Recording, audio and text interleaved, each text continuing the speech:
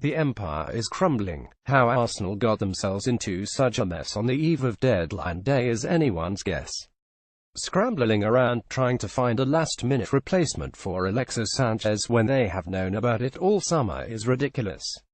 They have been forced to sell Alex Oxlade-Chamberlain to Liverpool, because the player would not sign a new contract and believes he will be better off at Anfield than the Emirates.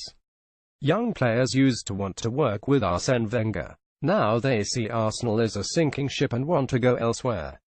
The Gunners are upset with Oxlade-Chamberlain over the way it has all been handled, but there have been times when he has been equally upset with them. Not picked, not given any reason for his omission, constantly subbed and career stalling.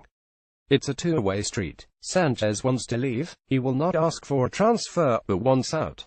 You could see it in his performance at Liverpool on Sunday, the way he has trained and his attitude at the training ground. It's been clear from the way HES acted that Sanchez wants to leave Arsenal. Images via Reuters. While Jurgen Klopp is about to add Oxlade-Chamberlain to his red squad, image Getty, and without Sanchez, Arsenal look bang average. When Kieran Gibbs' transfer to West Brom was announced earlier on Wednesday, several wags on Twitter joked the Gunners should not be selling to a direct rival. In typical Arsenal fashion, they are now facing a bit of fan backlash. The supporters fear they are hurtling towards mid-table mediocrity. And it really is that bad. The players fear it, board members fear it, and the decision to give Wenger a new 2-year contract this summer now looks a terrible and costly mistake. Is it that much of a stretch to see a Sanchez-less Arsenal and West Brom as direct rivals? Image Ubat Twitter. They were not good enough last season, they're weaker now. It is a mess. The players are looking on in horror, with the club in serious danger of seeing the foundations collapse.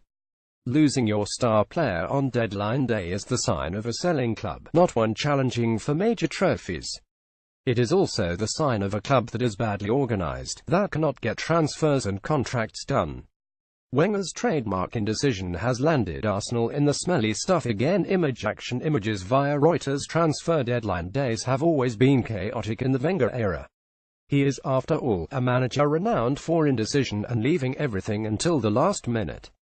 But the steady, decline in the past few seasons is now in danger of falling off the graph, because while the rivals have all spent big, Arsenal are on course to be in profit.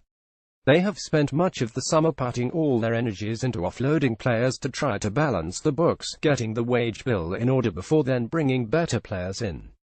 Now they cannot even give them away. Mathieu Debuchy looks marooned, despite Arsenal making him available on a free. Shkodran Mustafi is set to stay. They're struggling to offload Lucas Perez and forgotten man Joel Campbell. They had a chance to sign Monaco midfielder Thomas Lemar, but did that while they tried to get players off the books. Now it is too late and other clubs have come in. Arsenal's only signings have been Alexandre Lacazette and free agent Sead Kolasinac, when last season showed the squad needed a major overhaul, not just a couple of sticking plasters. When he signed his new contract, the idea was for change and Wenger reinventing himself. It now looks a broken promise. It's a complete mess, but sadly not unexpected.